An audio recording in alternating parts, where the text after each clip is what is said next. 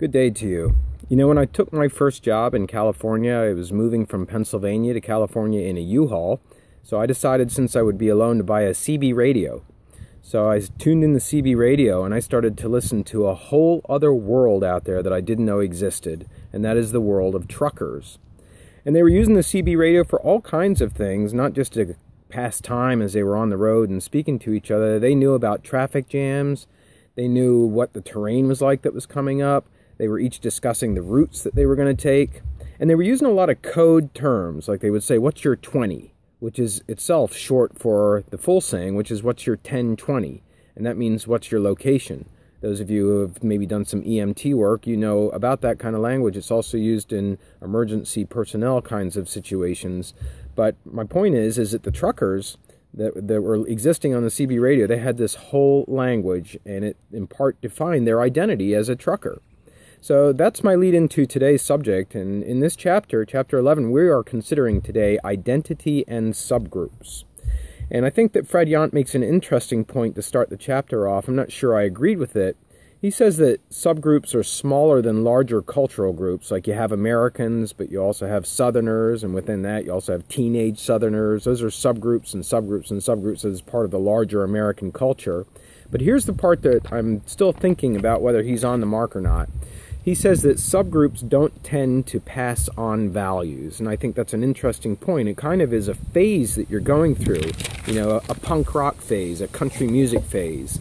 It's a phase that subgroups go through, and it binds them together for a moment in time, but it doesn't have sort of the legs, the lasting impressions that are passed on to generations that cultures have. Now, as I've mentioned sort of in the class so far, let's go ahead and be a little bit stronger in our interpretation of this, that there is a hidden, a secret language that many subgroups use that both defines membership in the group and also serves to exclude other people, people who don't belong in the group. That specialized language is referred to in the book as an argot, A-R-G-O-T. It's a specialized secret language. And I can just think about the radio station, which I'm the advisor to at WESS Radio, and it's the radio station for East Stroudsburg University. And I think about all the terms that students use up there. Not that it's a closed-off organization, but if you use these terms, you're a radio person. If you use segue, if you use pot, if you use, well, not the pot that you may be thinking about, but it stands for potentiometer, which is a volume control on the board, on the control board. Even board is a term. Top of the hour ID. It goes on and on and on. There's all kinds of language choices. If you're in radio, you know what's being talked about, and if you don't, you may feel excluded. It's a set of argots that are used, just like any other group or any other subgroup that's communicating with each other. We know that argots provide those boundaries. They provide the division point between whether you're in this group or not. If you start hanging out with a bunch of sports people, and the sport that they're talking about is football, but you're a hockey person, you can very early on feel like, well, this conversation isn't for me, and I'm not really the football fan type. I'm a hockey fan. That's very, very different. So argots do provide boundaries to subgroups. And argots also provide unambiguous meaning. I'm not sure if you know what that term means, ambiguous, but it means that there's no doubt about what the meaning of a term is. It's not like it could mean two things or three things or four things. If you're using an argot and you're a member of a subgroup, that term has a very specific meaning. So if you're in radio, for example, to go back to that example, and you say, "I'll be back at the top of the hour," in radio, that is absolutely what happens. You are back exactly at the top of the hour, because radio is a medium where time matters. Every single second matters. And you can't start your show, for example, at 7:01. You have to start at 7. So back at top of the hour is a very, very specific and unambiguous meaning that goes on when radio people are using an argot like that term. We also know that the book goes on to discuss several examples of subgroups. You can read about them for the most part on your own. It's just to give you a sampling of the variety of subgroups that are out there. It talks about the working class as being a subgroup and the kinds of expectations that go towards being working class. It talks about the British punk movement with dog collars and safety pins and all kinds of other clothing that helped show a rebellion against the status quo and and the parental generation that came before punks. There was also the subculture of the corporate culture.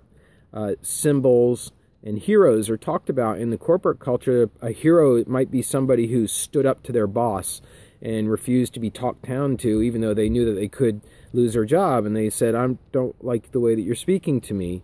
And that person becomes a hero within the corporate culture.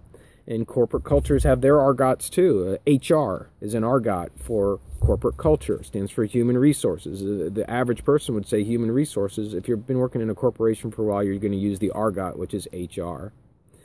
And then the book goes into an interesting case study of an airline that I've been personally fascinated by for years, Southwest Airlines. When all of the other airlines are trying to leverage money out of passengers through every manner possible, like charging for bags, or charging for extra legroom, or charging for the quicker line that loads on the plane, or charging for meals or for beverages. Southwest Airlines was not doing that. Southwest Airlines was making funny ads saying that your luggage can still travel for free. So check out that case study of Southwest Airlines and how it started up. It started up as a little regional airline just in Texas, and now here they have a hub in the Philadelphia terminal, and they're flying people to Las Vegas every single day from all over the U.S. It's one of their biggest routes. And still they have that fun, funny element to them that is part of their subculture. Most of their commercials are making jokes. You may remember the campaign that they rolled out a few years ago on television. It was "Need to Get Away." If something embarrassing happened to you, then you just buy a cheap Southwest ticket and you get away. The book then goes on for its final thoughts to talk about homosexuality and homosexuals as a subculture in the U.S. And the book makes a point, again, I'm still considering whether this is true or not, but it traces the origin of the word gay. And it says that Fred Yant tries to make the case that gay is not necessarily a sexual term. It means an affinity, a happy affinity for another member of the same sex. You can consider that definition on your own. Fred Yant also covers queer theory.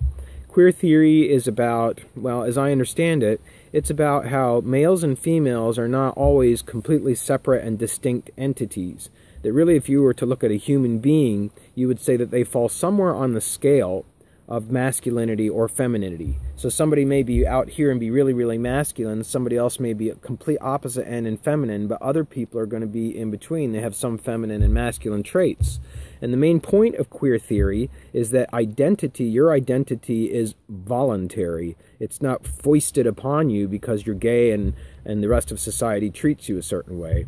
Now, I have to say that I've seen, a whole sea change in the treatment of gay people in my lifetime. I can remember being in high school, and maybe this was your experience as well. The terms faggot and dyke were tossed around mercilessly all the time as a pejorative term speaking to homosexuals. Today, when I look around university life, and maybe it's just a difference between high school and university life, I see homosexuals mixing with heterosexuals in a way where it's almost as if neither one is really aware of each other's sexuality. It's just more about the person. Kind of like the sea change that I've seen happen for racism, too. Of course, there are still biases, and there are still states where gay marriage is not permitted. And there are even states, I believe Georgia has a law in the book about homosexual intercourse as being illegal. But by and large, we've seen tremendous overcoming of discrimination. Fred Yant draws on some research that's been conducted in this area that has found that cultures with a high acceptance of masculinity, that means that they tolerate males acting like alpha males. We could say the Italys, the Spains, the Mexicos. The male has so much is supposed to be so masculine and strength and force and aggressiveness. Cultures with a high acceptance of masculinity tend to be less accepting of homosexuality. Homosexuals tend to be more discriminated against in those cultures of high masculinity. Strangely, in today's modern day and age, almost all of Africa, almost every state with the exception of South Africa, bans homosexuality. And Fred Yant opened my eyes to the fact that this was not always the case in Africa, that really this kind of orientation came when the Europeans settled Africa and brought with them some particular perspectives on homosexuality, which then got rooted into African culture during the slave trade. And now many African states, Uganda, for example, has very strict laws against homosexuality. South Africa being the one nation not only to go against that, homosexuality is permitted, but has also led some worldwide forums in trying to discuss how we can reduce the discrimination that exists. Fred Yant, who I believe is himself gay, I think he's said that openly. It's his assessment that homosexuals have gone from separation or segregation, where they're living within their subgroup and not mixing, to assimilation. He believes that homosexuality has achieved assimilation in the modern age. So that was going to wrap up today's talk on identity and subcultures. I hope you have a great day.